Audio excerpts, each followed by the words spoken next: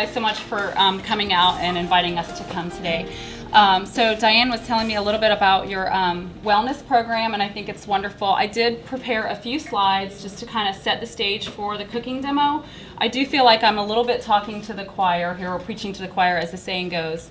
But I wanted to start by explaining my title, which is Eating Well in the New Year and Beyond. And specifically, I really wanted to emphasize the and beyond portion of the title, because I know a lot of times we come off of New Year's and we're like gung-ho and ready to eat better, and I love that people make those changes and commitments at New Year's, except I also am pretty much like everyone else, and as the year progresses, we slowly start to kind of come away or fall away from our previous good intentions. And so I think the and beyond part is really probably the most important part about eating well. And so I hopefully will give you some information and suggestions along the way today on how to keep the and beyond. But the wellness program you're doing right now is certainly a great start. I also like to talk about what eating well means to people, because of course people do joke with me a lot, and they think if you look to the third bullet point down, eating rich, decadent foods means eating well. So that's not exactly what I'm talking about, although I do like to eat good, rich, wonderful foods from time to time, and that's certainly okay. But eating well can also mean opting for local ingredients, and I don't know if you guys have experienced this yet, but we have a good local food movement coming right now, and it's kind of, I think, like Atlanta and Athens and those areas already have it, and Charleston probably does too, but it's coming. And we've got some great local farmers markets available to us. And the good thing about that is you're going to get fresher food because it doesn't travel as far. And most of the time it's going to taste a little bit better because it's fresher. It also is going to keep longer in your refrigerator because, again, it's fresher, so it's not going to go bad as quickly. You can get to know your farmers and also find ingredients that you otherwise cannot find in the grocery store. So I'm kind of a fan of the local food movement. Avoiding processed foods is another way to eat well. And then eating for wellness is really obviously more encompassing all of these things and what we're talking about today. I like to say eating well is eating for pleasure. As I mentioned before, I actually like to eat and enjoy my food as well. But eating for pleasure and sustainability. And I don't always just mean environmental sustainability. I mean sustaining our health. And so that's what this slide is about. And so I started doing a little bit of research because I do a lot of cooking with Eating Well with Kim.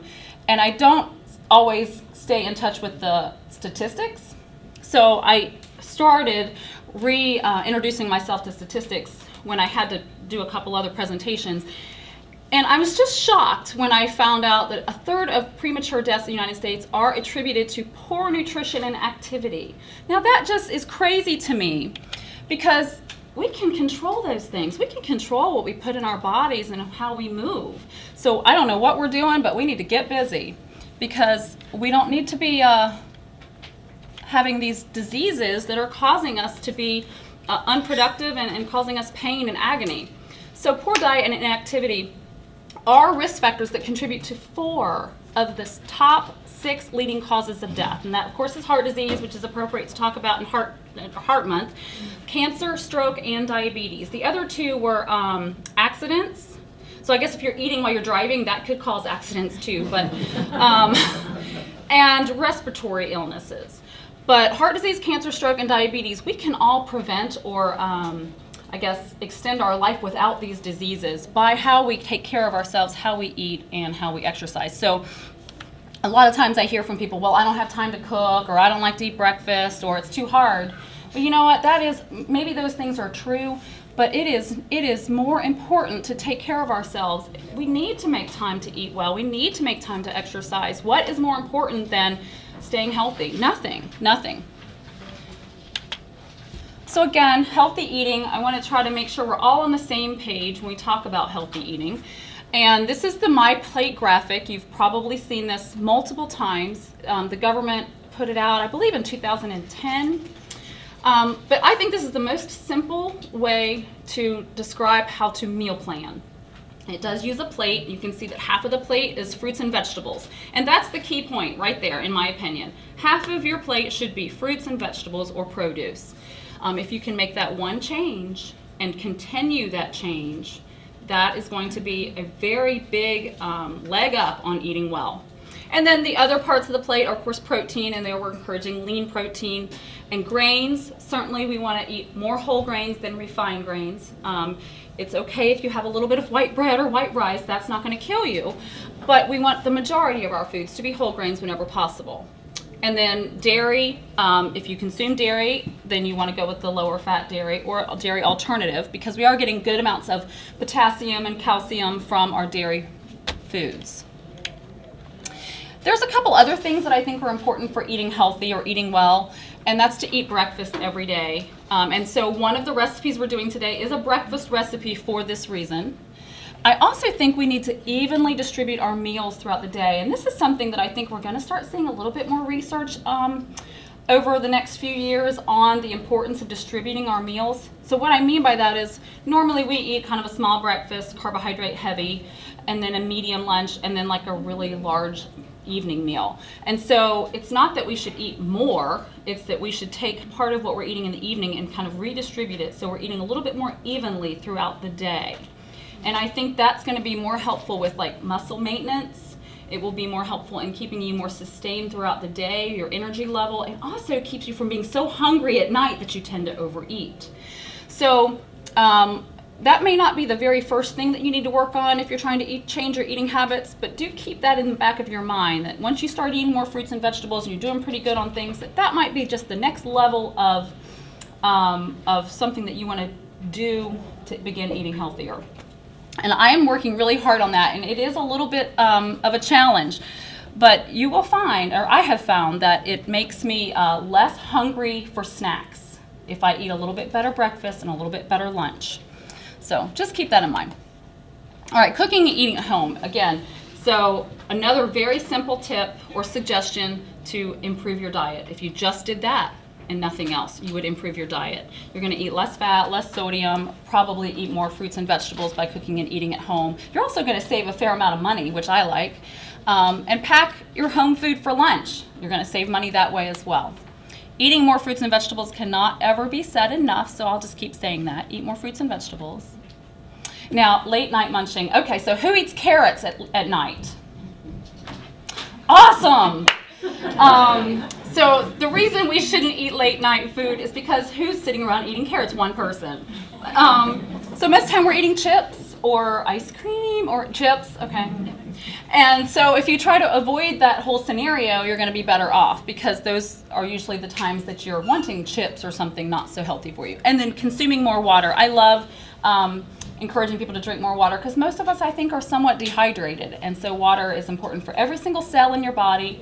It dissolves nutrients, transports nutrients all over your body. We got to have it. Symptoms of dehydration are fatigue and headache. Who doesn't have that, right? So drink more water. And the reason this is important is because we have an obesity epidemic. We are usually all familiar with this as well. And excess weight is actually what causes the heart disease, the diabetes, the stroke, and the cancer. So that's part of what we're trying to avoid or decrease. So what have we learned over the years about obesity? We have learned that people are eating more and moving less. That's just a simple fact. It's the calorie principle. Women are eating around 300 more calories now than they did 30 years ago, and men are eating about 150 calories more now than they did 30 years ago. So I don't know how we outshone the men on that one, but we did. We also know that most diets do provide temporary weight loss, and that's where the eating well in the new year and beyond comes into play. It's important to make these lifestyle changes, and that's what's great about the wellness programs that are in place now, because you can do it together, and it makes it easier for everyone to do if we're all doing the same thing. Calorie restriction, this is kind of where, to me, the cooking comes into play, or the cooking segments come into play. Calorie restriction cannot be in conflict with your preferred foods. So if your favorite food is chips, and I said don't ever eat chips again, that's not really going to work, right? So you have to be able to add some of these foods into your diet routinely, but not often, and enjoy your life and enjoy your food. And I think cooking at home is a great way to do that, because you can add flavor to foods by cooking them properly. And then again, eat less, move more. The basic calorie principle is important. And I know I heard a lot of you talking about the Fitness Pal, My Fitness Pal. I think that's a great tool tracker. And once the wellness program is over, you know, if you fall away from MyFitnessPal, then, you know, you notice the scale kind of creeping back up on you or whatever, get back on it. You know, add it back in like 1 week a month. You know, you might not have to track your food every single day, but if you can do it 1 week a month, that might be enough to keep you on board. And the other thing, reason that exercise is important, I didn't really mention this, is because we want to lose body fat, not body muscle, right? So if you're losing weight, but you're not exercising, you're going to lose a higher proportion of muscle mass, and you want to keep exercising so you keep your muscle and just lose the fat. So that is the importance of eating protein and exercising. Okay, and this is really my last slide, because I think flavor is an essential agent of change, right? We like our food to taste good. So that's kind of where I come in. Herbs and spices, you can buy herb blends at the store. There's like Mrs. Dash, and every store has their own brand. There's tons of different, the spice aisle has gone kind of crazy. So try different spice blends, they're awesome. Grow your own herbs. It's much less expensive to grow your own herbs. And we've got such a long growing season down here, it's awesome. Now, my favorite way to tell people to season foods, especially this is what I like to tell people about seasoning vegetables, because a lot of times I think people don't know how to cook vegetables or season them, and even I get stuck in a rut, right? You put a little bit of margarine and some salt on it and you're good. So OAS, if you can just remember that acronym, OAS is olive oil, acid, and seasoning. That's really how you can season almost any vegetable. So a little bit of olive oil, lemon juice, vinegar, or other citrus. So lemon juice, lime juice, orange juice, or any kind of vinegar, and some herbs and spices. And down at the bottom, I've given you a few examples. Like if you're sauteing some greens, say spinach, sauteed in a little bit of olive oil, you could use a little chicken broth, and then a squirt of lemon juice just makes all the difference in the world. Maybe a little tiny sprinkling of salt. If you're not into cooking and you just like sliced vegetables, you know, every time we sit down to eat and we talk about having produce on the plate, it doesn't have to be something else that you cook. It could be sliced tomatoes, cucumbers, avocados, again, a squirt of lemon juice, a little bit of oregano. If you've got basil growing on your back porch, throw that on there, and you're done. So it doesn't always have to be difficult, but you do need to have those things available to you in terms of, like, you know, having some lemons on hand and things like that. But I always like to remember OAS. It's the best way to season your vegetables. And so, of course, knowing this information is certainly wonderful, but we have to put it into play. And again, I'm so excited that you guys are already doing that, it sounds like, and I'm excited to share a couple recipes with you, and I believe we will do that now.